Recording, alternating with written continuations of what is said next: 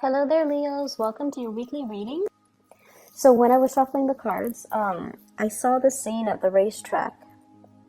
And it's not a horse race. I feel like it's a dog race. So you have these greyhounds racing. And I don't know why that is, but what I'm feeling is they're released from the starting gate, and they're all sprinting around and around, going around the racetrack. And it seems as if, there's no end in sight. It's just, I don't even know how many rounds they're supposed to go. So that's what I saw for you. And I feel like the energy for this week is really telling you to slow down, telling you to get your bearing, telling you to kind of ask a lot more questions. Like rather than going back and forth in circles, you should ask, what does it entail? What are my responsibilities? What do you expect from me? And just lay it all out on the line, or at least like getting the all the details first before you can make a decision. And at the same time, I feel like reading things clearly, reading between the lines, reading the fine prints, and trying to make sure that you have all the information you need before you rush full speed ahead with something. So it's sort of like doing things the smart way rather than the hard way, okay? And I just feel like, somebody tells you to jump, you jump. But that's not the way that it should be. You should ask them motives, you should ask them the reason, and you should be able to make these decisions on your own rather than just going through the motions like these greyhounds around a track, following that bunny that they set up to kind of allow the dogs to run in circles. So exercising a little bit more restraint, and don't get toyed with, okay? What I feel initially when I pulled out this spread here is I feel like for many of you, you are coming into this week single, and I feel like there's a huge single vibe that I'm sensing, and you have left a relationship behind from the past. You occasionally think back, or you occasionally wonder about this person from the past, where you've invested a lot of time, a lot of resources, a lot of energy, and just a lot of love and emotions and affection into that person.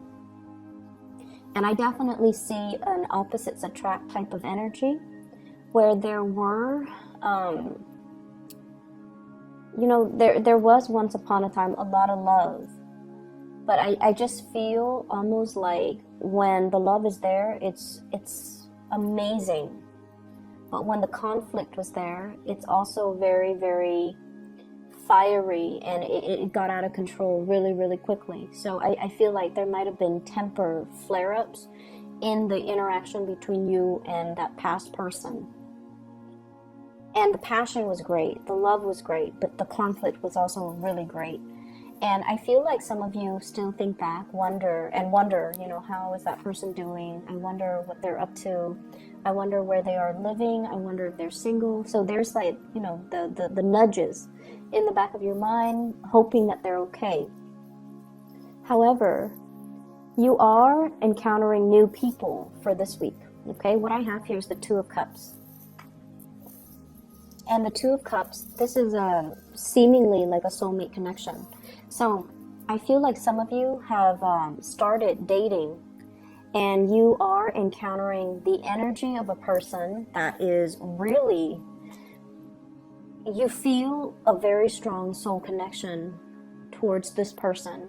You feel almost like you can spend, a lot of time on the phone with them, like staying up. I'm seeing even adults staying up really, really late, deep into the night, talking to this person, texting back and forth, and just very wrapped up in this new person. And it looks really, really beautiful. Like it's a beginning stages of a love relationship.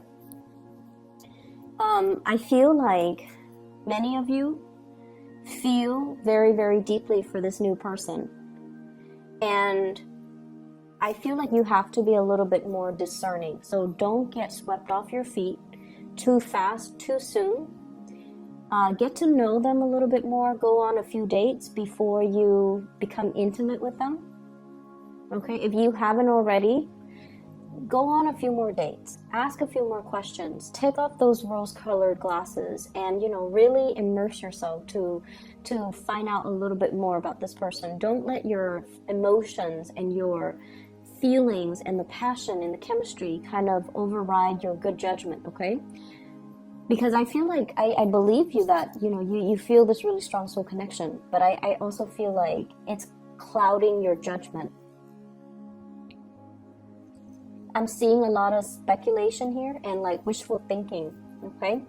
It's like I've waited for so long. I was in such a bad relationship in the past, and it took me a really long time to get to this point where I'm okay, and then all of a sudden you meet this person who sweeps you off your feet. So of course it's gonna feel very, very faded, like I've waited for you for so long. However, you want to be rational about this and come in with eyes wide open so that you know what to expect, so that you don't get hurt, okay?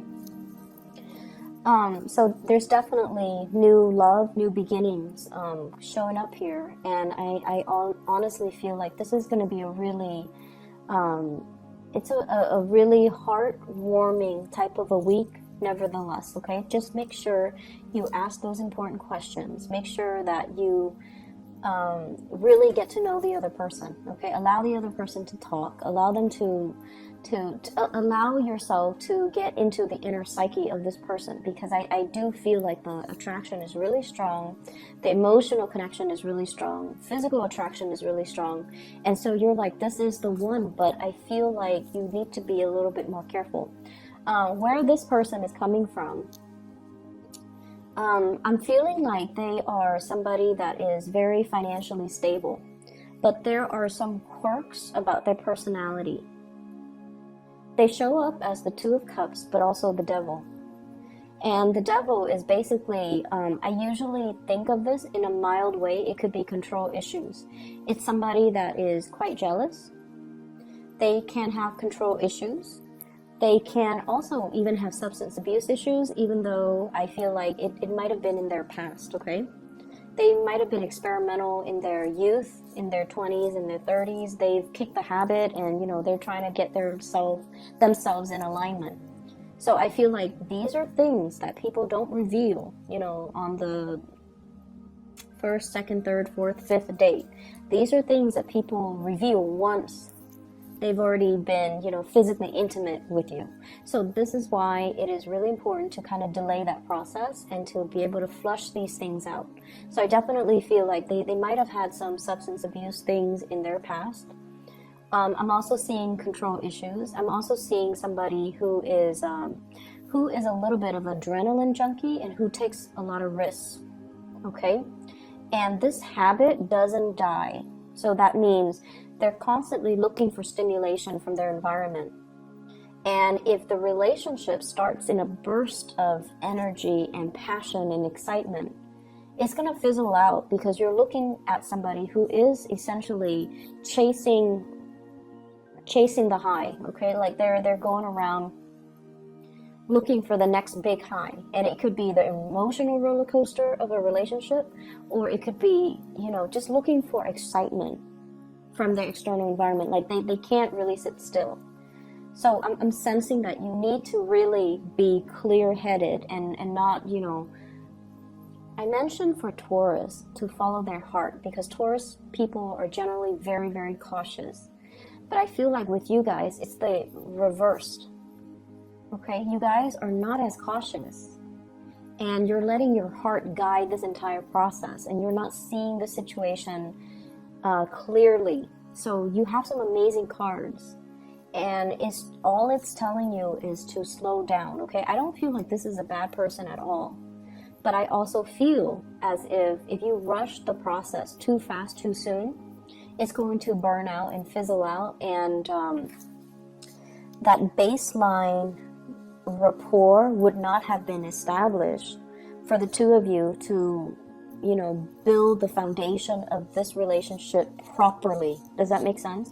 It doesn't mean it's not going to work with the person. It just means you have to slow it down to really find and build that common ground first before it can take off in a productive way. So That's what I'm sensing here. For those of you in coupled relationship, there are a lot of, I'm seeing like financial worries, okay, between you and the partner. And I feel like one person, once again, might be very successful, and the other person is not as well employed, is not bringing home, you know, the same amount. And, you know, the balance and the give and take in the relationship, it's effort. It's not so much about monetary gains, but I definitely feel some lopsidedness when it comes to the two of you working together as a couple, and there's an imbalance in the resources and the responsibilities being shared between two people. And I feel like that is putting a little bit of a strain in the relationship. It's not a major strain, but I feel like it's definitely something that you wish could be resolved or could be straightened out. You might wish that if you're the one that's earning a lot, you could wish that your partner is matching your level, so that it creates less of a financial burden on you. And then vice versa, if you're the one that's not making enough money or not making enough to the extent of your partner, you wish the financial situation would change. I feel February, things are going to look really good, okay, financially. So whatever lopsidedness will be balanced out. I feel like in the February timeframe, there's new things coming into the picture, new projects, new work, new opportunities that will be emerging. So it's going to take a little bit longer of a wait, but it's going to be fine. I'm also sensing as well, I feel like for some of you, there is there's communication here coming through from an ex, okay?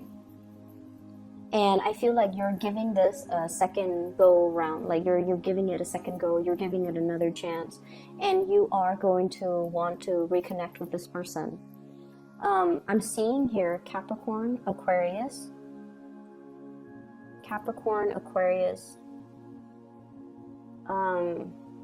Virgo. Capricorn, Aquarius, Virgo. I have the Devil, the Star, and the Hermit. Those are the cards that represent Capricorn, Aquarius, and Virgos respectively. So there's news coming through from an ex, and this is the person that you feel, you know, you really did love them, and they really did love you too, and you're wanting to give this a second chance. And so if this is, you know, somebody that you feel like that you have that soulmate connection with, make sure you take it very slowly as well, okay? I generally, as a rule, I don't advocate for getting back together with exes, because every relationship has a time and a season. And once we are past that expiration date, you know, we usually go back due to that sense of nostalgia, due to that sense of familiarity, due to the fact that we spent, you know, a lot of time and emotions with them. So of course we're going to care about them. So it's easy to kind of transition back, but life moves forward. So I feel like you're going to want to reconnect with this person and give it a second chance and hope for the best. And, you know, nothing's really going to stop you, but just slow down. Listen and pay attention to all the red flags, and you might come to the realization that, you know, as much as you want and as much as you hope, it's kind of like the racetrack. It's going around in circles, and there's a lot of wishful thinking here. There's a big sense of romanticism, like seeing things through a very idealistic framework, and in order for us to make things work, and in order for us to, you know, in order for things to pan out well this time around, we just need to be very realistic, okay? So that's what I'm sensing here. I'm also seeing for many of you, let me see here. There is a person in your life that is that you really, really care about. You want to give them the world. For some of you, this can be, you know, just children. For some of you, this is like taking care of parents, wanting to show them that, you know, I've made it. You took really good care of me, that now I want to reciprocate. I want to take care of you. Or, you know, look at what I'm doing with my life. Look at how successful I am professionally. And I want to buy you a house. I want to buy you a car. So you want to really show somebody appreciation. And then for others of you, this can be a relationship partner who has, you know, stuck by your side through the worst of it and through the best of it. And I feel like there were definitely low points in your life. And I do see as well substance abuse, okay? So, and it doesn't even have to be, you know, like it doesn't even have to be, what I feel is there was a point, and it seemed like a turning point in your life. I don't know how long ago this was, where it changed the trajectory of your life. And I feel like it might have been drugs related. So, for example, you might have, you know, gone to the hospital for some health issues. Life was going well, you had a job, and, you know, you might have gone to the hospital for some type of surgery, and then you became dependent on, you know, the painkillers. And then everything kind of unraveled, okay? And I feel like this might have happened in the past, and you're trying to get your life back on track. And this person stood with you through the worst of it, okay? So they were around, they were kind of like your cheerleader, and no matter what, they stuck around.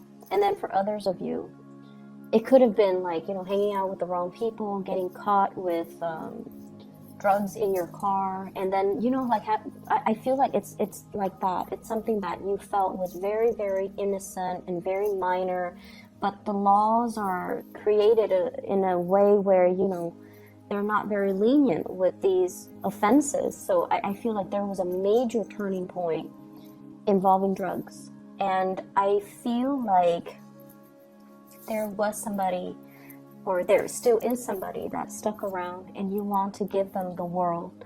You're trying to get yourself life back on track. You're trying to give them everything that you're trying to give them everything to show how much their presence and their support means to you.